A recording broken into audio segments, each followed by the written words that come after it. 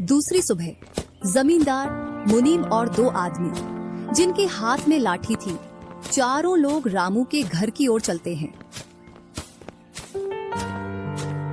जैसे ही रामू के घर के पास पहुंचते हैं तो जमींदार और दोनों लोग थोड़ी दूर रुक जाते हैं।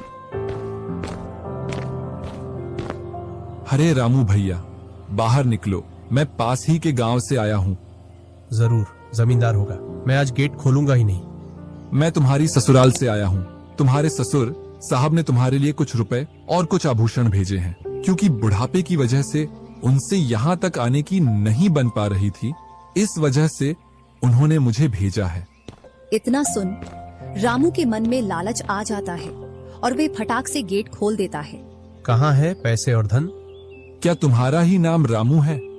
हाँ, मेरा ही नाम रामू है। कहाँ है धन? यही पास में रखा है, चलो दोनों उठा लाते हैं। वह मुनीम के साथ चल देता।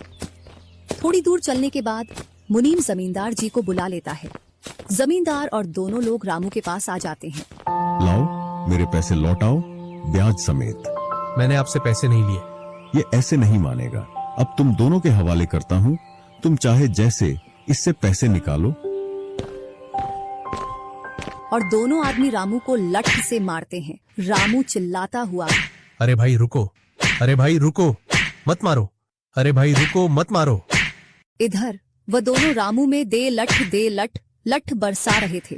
तभी राजू गेट खोलकर देखता है तो रामू पर कुछ लोग लठ से वार कर रहे थे। तो वह दौड़कर उनके पास आता है और बोलता है, अरे भाई रुको। इस रामू ने आज से 5 महीने पहले मुझसे पैसे लिए थे। जब लौटाने की बारी आई तो बहाने कर रहा था। कितने पैसे हैं? 2000। रुको, मैं लाता हूँ।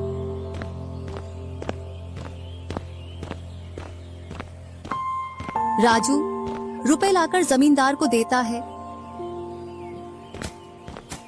और जमींदार और उसके साथी वहां से चले जाते हैं। इधर रामू भी अपने घर में चला जाता है और राजू भी। कुछ दिनों बाद दोनों भाई अपना अपना खेत खोदने के लिए खेतों पर पहुंच जाते हैं। इधर खेत खोदते खोदते राजू दौड़ते हुए रामू के पास आता है और बोलता है, देखो मुझे खेत में क्या मिला है।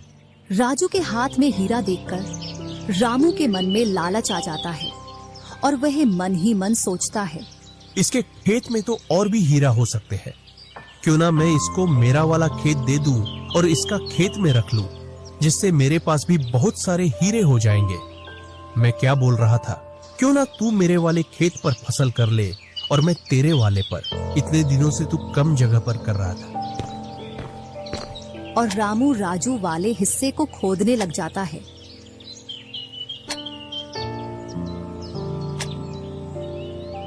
शाम तक पूरे खेत को खोद देता है, लेकिन उसे उसमें कुछ भी नहीं मिलता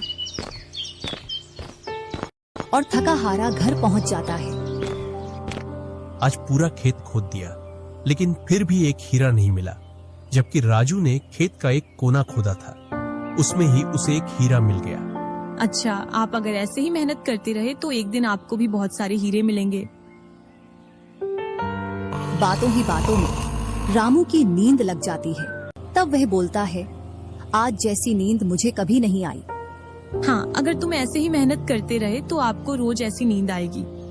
और रामू उसे वर्ष राजू की तरह अपने खेतों में मेहनत करता है और दोनों की फसलें बराबर निकलती हैं, जिससे रामू के चेहरे पर अलग ही चमक दिखती है। एक दिन चारों लोग साथ में बैठकर खाना खा रहे थे। क्या सच में उस दिन खेत में से हीरा निकला था? हाँ भैया, निकला था ना। जो आज आपके घर में, उसकी वजह से कई सारे हीरे रखे हैं। इतने में ही रामू की पत्नी बोलती है, वह तो नकली था, आपसे काम करवाने के लिए। इसी प्रकार बातें करते करते चारों लोग अपने अपने घरों में जाकर सो जाते हैं। सुबह होते ही तुम दोनों को राजा साहब ने राजमहल बुलाया है। वह दोनों भाई सेनापति के साथ चल देते हैं। अब पता नहीं कौन सी आपदा आ गई। कुछ नहीं, कुछ अच्छा काम होगा, तभी तो हमें बुलाया है। दोनों राजा के पास पहुंच जाते हैं।